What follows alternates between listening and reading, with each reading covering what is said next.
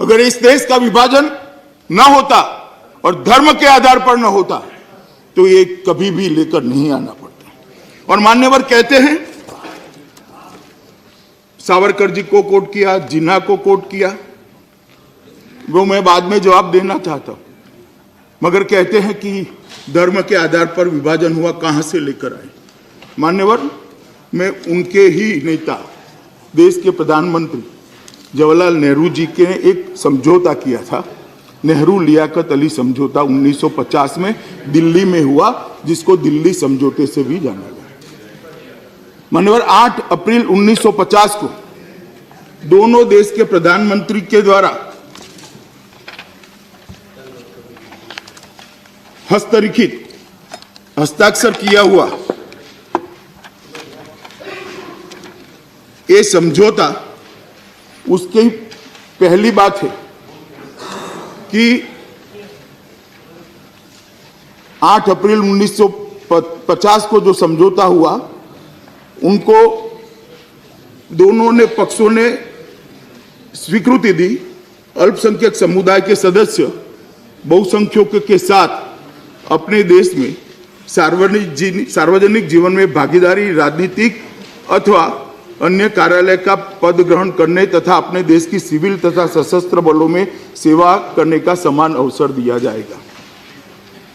अपने धर्मों का मुक्त रूप से अनुसरण कर पाएंगे। व्यवसाय, अभिव्यक्ति और पूजा करने की आजादी भी सुनिश्चित कर दी जाएगी। ये दोनों देशों ने एक दूसरे देश को वादा किया था।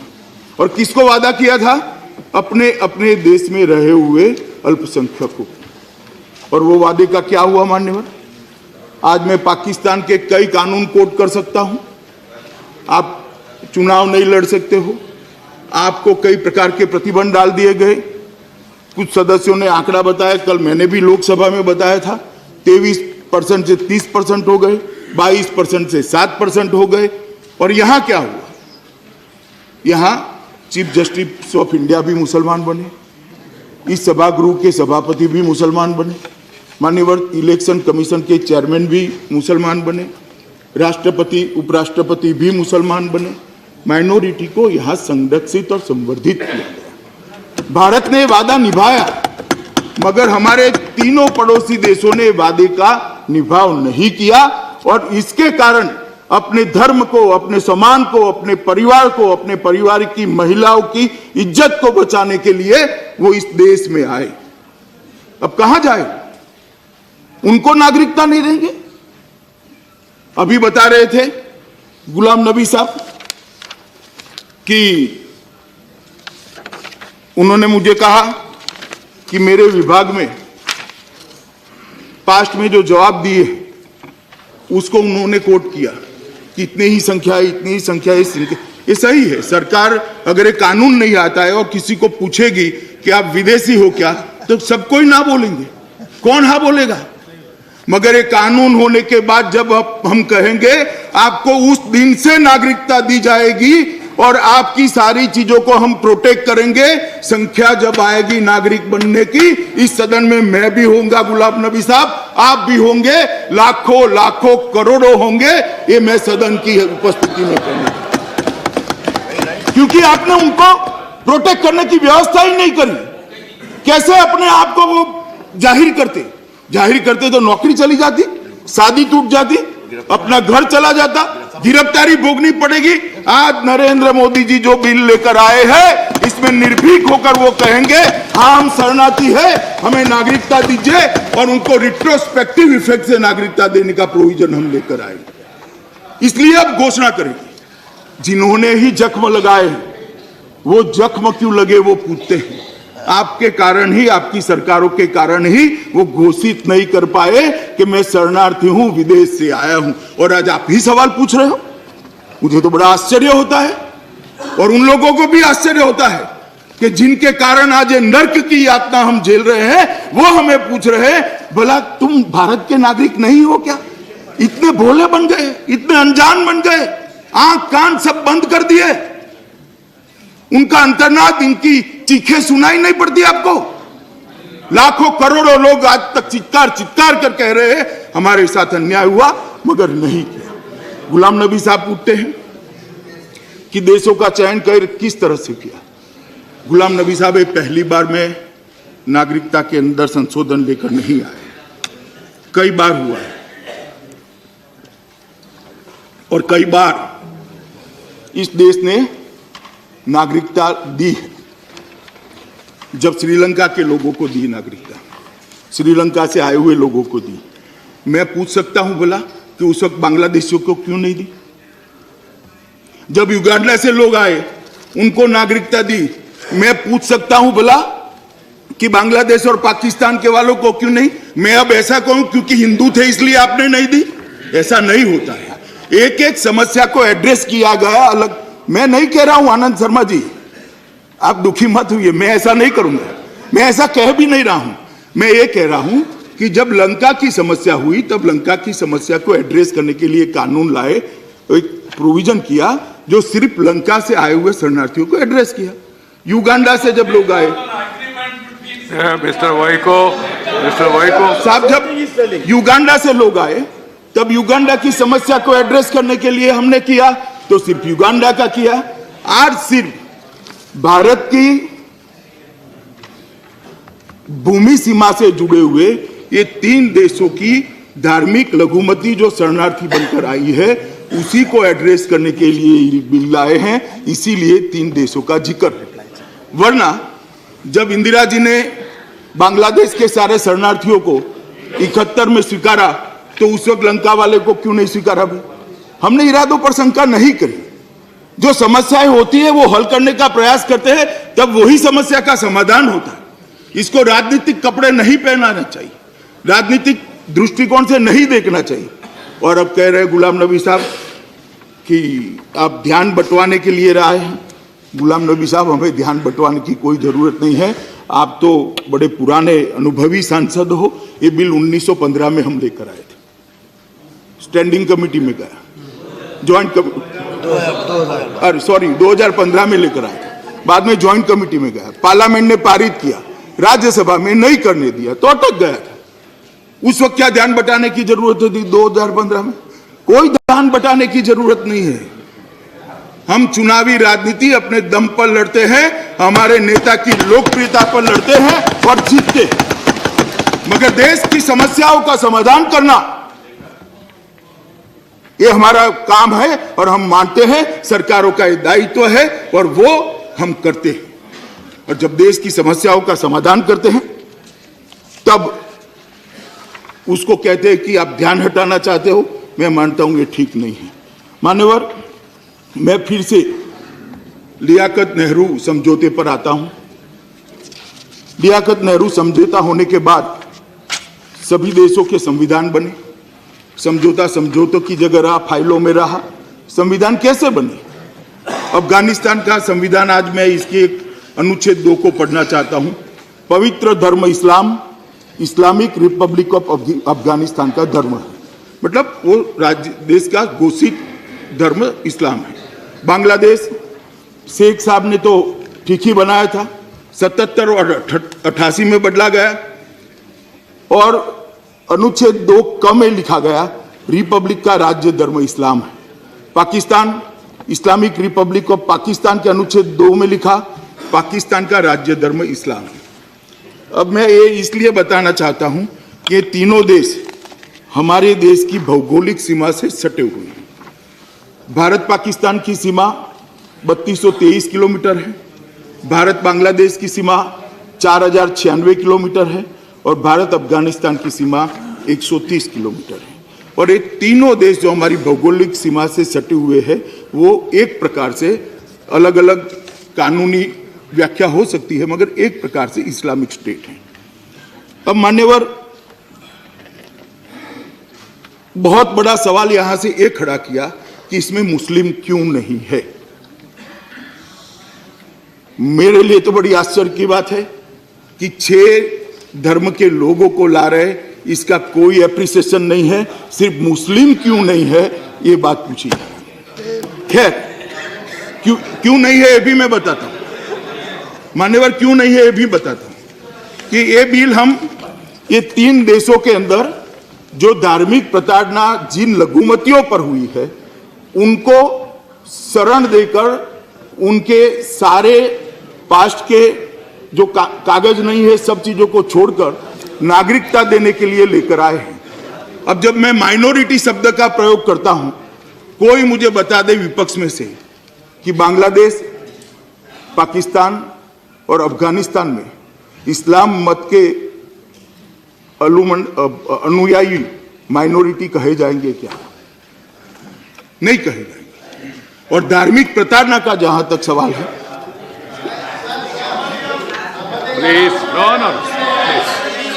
मान्यवर, जहां तक धार्मिक प्रताड़ना का सवाल है, जब राज्य का धर्म ही इस्लाम है, राज्य का धर्म ही जब इस्लाम है, तब इस पर प्रताड़ना होने की संभावना बहुत कम हो जाती है। अब बैठ जाए ना, मान्यवर, बाद में बताइए बात जाके, बाद में बताइए जाके प्लीज। मान्यवर, जब राज्य का धर्म ही इस्लाम है, तब इस्लाम के अनुयायियों पर प्रताड़ना होने की संभावना बहुत कम हो जाती है। और अगर फिर भी किसी को एप्लीकेशन करनी है तो करने का कानून में प्रावधान है और उनको नागरिकता दे भी रहे हैं। हमारे 5 साल के अंदर क्लैरिफिकेशन रेडी भी। बैठ जाइए, बाद में पूछे ना, होम मिनिस्टर ऐसे नहीं होता। मेरा भाषण समाप्त होने के बाद पूछिए। और फिर भी इक्का दुक्का किसी की प्रताड़ना होती है तो उनको भी नागरिकता देने का प्रोविजन हमारे यहाँ है। और मोदी जी के शासन में 5 साल में 566 से ज्यादा ये 3 देशों के मुस्लिम नागरिकों को नागरिकता हमने दी। परंतु जब एक जर्नल दृष्टि से देखते हैं और सामान्य दृष्टि से जो हो रहा है इसको हम स्वीकारते हैं तो ये माना जाएगा, मान्यवर, कि जहां इस्लामिक स्टेट है वहां पर इस्लाम के अनुयायियों पर धार्मिक प्रताड़ना होने की कोई संभावना नहीं है। इसलिए इसमें सिर्फ हिंदू, सिख, बौद्ध, जैन, पारसी और क्रिश्चियन को भी रखा है। अब हमारी पार्टी की पंथ निरपेक्षता पर सवाल खड़े कर दिए। भाई, सिर्फ हिंदू रखा है क्या? सिर्फ सिख रखा है क्या? इसके अंदर बौद्ध भी आ रहे हैं, जैन भी आ रहे हैं, पारसी भी आ रहे हैं, क्रिश्चियन भी आ रहे हैं। ये कहां पंथ निरपेक्षता नहीं है? सिर्फ मुसलमान आएगा तो ही पंथ निरपेक्षता हो जाएगी? आपकी पंथ निरपेक्षता की व्याख्या बड़ी सीमित है, हमारी व्यापक है। जो प्रताड़ित है उसी को लाना, ये हमारी व्याख्या है। आपकी व्याख्या है कि मुस्लिम आएगा तो ही पंथ निरपेक्ष माने जाओगे, तो ही धर्म निरपेक्ष माने जाओगे। हमारी व्याख्या इतनी सीमित नहीं। अब मैं कपिल सिब्बल साहब, चिदंबरम साहब और आनंद शर्मा जी ने एक मुद्दा अनुच्छेद 14 का उठाया, मैं इसका जवाब देना चाहता हूं। मान्यवर, ढेर सारे जजमेंट है, बाद में मैं बताता हूं, दोनों है। अगर इस प्रकार की आर्गुमेंट सब क्लाइंट सुन लेंगे तो थोड़ी दिक्कत आएगी। कपिल सिब्बल साहब, ढेर सारे जजमेंट है, मैं बताता हूं आपको। अनुच्छेद 14 में जो समानता का अधिकार दिया है, संसद को ऐसा कानून बनाने से नहीं रोकता जो रीजनेबल क्लासिफिकेशन के आधारित हो। और रीजनेबल क्लासिफिकेशन आज यहां है। हम कोई एक धर्म को नहीं दे रहे, हम ये 3 देशों की माइनॉरिटी को ले रहे हैं और सभी की सभी माइनॉरिटी को ले रहे हैं, एक क्लास को ले रहे हैं। और उसमें भी वो क्लास को जो धार्मिक प्रताड़ना से प्रताड़ित है, जिनके धर्म को बचाने का खतरा है, जिनकी महिलाओं की इज्जत को बचाना उनके लिए खतरा है, ऐसी माइनॉरिटी के सभी धर्म को ले रहे हैं। एक निश्चित क्लास है, इसलिए रीजनेबल क्लासिफिकेशन के आधार पर ये संसद को कानून बनाने का अधिकार है और इसी के तहत ये मैं कानून लेकर आया हूं। मान्यवर, मैं फिर से एक बार कहना चाहता हूं कि ये जो अमेंडमेंट मैं लेकर आया हूं, इसके अंदर एक बुद्धिगम्य विभागीकरण किया है, जिसके पीछे एक क्राइटेरिया भी है। ये बुद्धिगम्य विभागीकरण ये जो किया है, इसके लिए भी ढेर सारे जजमेंट्स है। ये इंटेलिजिबल डिफरेंसिया है और ढेर सारे जजमेंट में अभी पढ़ता भी हूं, क्योंकि उन्होंने एक भ्रांति खड़ी करने का प्रयास किया है कि ये नहीं कर सकते। मान्यवर, ये बुद्धिगम्य विभाजन और रीजनेबल क्लासिफिकेशन के आधार पर कहीं पर भी ये बिल आर्टिकल 14 को हर्ट नहीं करता है और बाकी सारे आर्टिकल को भी हर्ट नहीं कर सकता है। मान्यवर, मैं थोड़े जजमेंट पढ़ना चाहता हूं। अनुच्छेद 14 में समान अधिकार की बात तो है, मगर उचित वर्गीकरण की बात की है। सबसे पहले दालमिया बनाम जस्टिस तेंदुलकर, उसमें अनुच्छेद 14 का सही अर्थ और दायरा निम्न अनुसार दोहराया गया। अब यह सुस्थापित है कि अनुच्छेद 14 वर्ग विधान का निषेध करता है, जबकि यह कानून प्रयोजन के लिए उचित वर्गीकरण को मना नहीं करता है। हालांकि अनुमेय वर्गीकरण की परीक्षण को पारित करने के लिए 2 शर्तों का पूरा करना होगा, अर्थात वर्गीकरण को बुद्धिमत्तापूर्ण विभेद के आधार पर करना होगा। तो ये दोनों रिक्वायरमेंट यहाँ पर सेटिस्फाइड होती है। इसके बाद ढेर सारे जजमेंट है। नवतेज सिंह जौहर बनाम भारतीय संघ का जजमेंट है, जिसमें उचित भिन्नता को स्वीकार किया गया। मान्यवर, इसके बाद पेरिंस एग्रोटेक प्राइवेट लिमिटेड बनाम भारतीय संघ का जजमेंट है। इसमें भी इसको सीरीज ऑफ जजमेंट है मान्यवर, जिसमें आर्टिकल 14 को ठीक ढंग से परिभाषित किया गया है। और मैं मानता हूं कि आज भी मैं जो बिल लेकर आया हूं किसी भी प्रकार से आर्टिकल 14 का उल्लंघन नहीं करता है। दोनों बड़े वरिष्ठ वकील हैं सुप्रीम कोर्ट के, अब दोनों संसद को डरा रहे हैं कि संसद के दायरे में कोर्ट घुस जाएगी। भला कोर्ट ओपन है साहब, कोई भी व्यक्ति अदालतों में जा सकता है, हमें इससे डरना नहीं चाहिए। हमारा काम अपनी विवेक बुद्धि से कानून बनाना है और जो हमने किया है, और मुझे विश्वास है कि कानून अदालत में भी सही पाया जाएगा। और मैं तो कहता हूं कि आप दोनों जरा उस वक्त आर्ग्यूमेंट करने के लिए वहां जाएंगे तो कोर्ट भी आपको बताएगी कि क्या ठीक है। मान्यवर, कांग्रेस पार्टी मान्यवर अजीब प्रकार की पार्टी है, सत्ता में होती है और अलग अलग भूमिका में उनके अलग अलग सिद्धांत होते हैं। हम तो 1950 से कहते हैं कि धारा 370 नहीं होनी चाहिए, कभी हमने इसमें कंफ्यूजन कोई नहीं करा। हम शुरू से कहते हैं कि सिटीजनशिप अमेंडमेंट बिल लाना चाहिए, सत्ता में है विपक्ष में है, हम इसमें कंफ्यूज नहीं रहते। मैं कांग्रेस पार्टी के बारे में बताना चाहता हूँ। एक पत्र है मेरे हाथ में, चीफ मिनिस्टर राजस्थान का, जब सम्मान्य चिदम्बरम जी गृह मंत्री थे तब लिखा गया था। आप देखिए बात, यू डोंट गेट इट। मान्य सभापति महोदय, जब chief minister Rajasthan bad habit, श्रीमान सीनियर गहलोत फॉलो जी थे, follow the practice. Let him. No. You can't do it. सभापति महोदय, Sit down. जब यूपीए की He is सरकार talking थी, something and you are raising something. श्रीमान else. चिदम्बरम जी गृह मंत्री थे, He is तब referring to chief a letter minister by Rajasthan ने You didn't एक even पत्र know. लिखा उनको। पत्र में क्या लिखा? Outstanding issue large number of Pakistani शरणार्थी हिंदू एंड सिख कम्युनिटी। सिर्फ 2 ही, हम तो भला 6 लेकर आए, क्रिश्चियन भी रखा है। और उनको एक रियायत देने के लिए राजस्थान की बॉर्डर पर जो आए हैं, और कांग्रेस पार्टी ने मान्यवर 2 बार रियायत दी है और 13,000 लोग ये रियायत के आधार पर, ये 2 ही धर्म के, दिग्विजय सिंह सुन ले जरा, ये 2 ही धर्म के 13,000 लोग नागरिक बने। मगर वो नहीं दिखाई पड़ेगा, क्योंकि कांग्रेस जो करेगी वो तो सारा सेक्युलरिज्म है, सारा सेक्युलरिज्म, जो करो वो कोई आपत्ति नहीं है। कब तक मूर्ख बनाओगे माइनॉरिटी को? मान्यवर, ये कह रहे थे कपिल सिब्बल साहब के, आपसे कोई नहीं डरता मुसलमान। मैं तो नहीं चाहता डरे, आपके ही लोग कहते हैं डर है डर है डर है।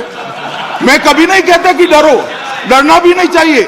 इस देश के गृह मंत्री पर सबका भरोसा न होना चाहिए, और मैं कहता हूं माइनॉरिटी को जरा भी चिंता मत करो। और इस बिल के लिए भी मान्यवर, इस बिल के लिए भी कहता हूं कि ये बिल भारत में रहने वाले किसी भी माइनॉरिटी को, और विशेषकर मुस्लिम भाइयों बहनों को जरा भी नुकसान करने वाला नहीं। क्योंकि ये बिल सिर्फ उनको नागरिकता देता है, किसी की नहीं छीनता है। किसी की नागरिकता छीनने का सवाल ही नहीं है इस बिल से। इसके कोई प्रोविजन में से निकालकर मुझे बता दे जरा। किसी की नागरिकता नहीं छीनने जा रहे हम जो वहां से बेचारे वो शरणार्थी आए हैं उनको दे रहे हैं। इसमें भला भारत के मुसलमानों को क्या आपत्ति होगी?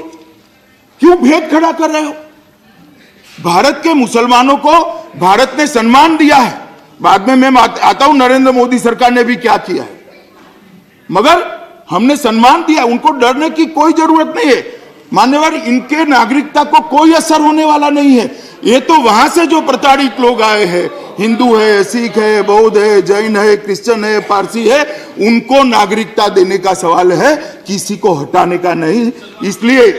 इसलिए मेहरबानी कर पॉलिटिक्स करिए, परंतु पॉलिटिक्स कर देश में भेद खड़ा नहीं करना चाहिए। मैं आज मन से आपको अपील करना चाहता हूं कि बड़े संवेदनशील मामले होते हैं और ये जो आग लगती है वो अपने ही घर को जलाती है। इसलिए इस आग से किसी ने खेलना नहीं चाहिए।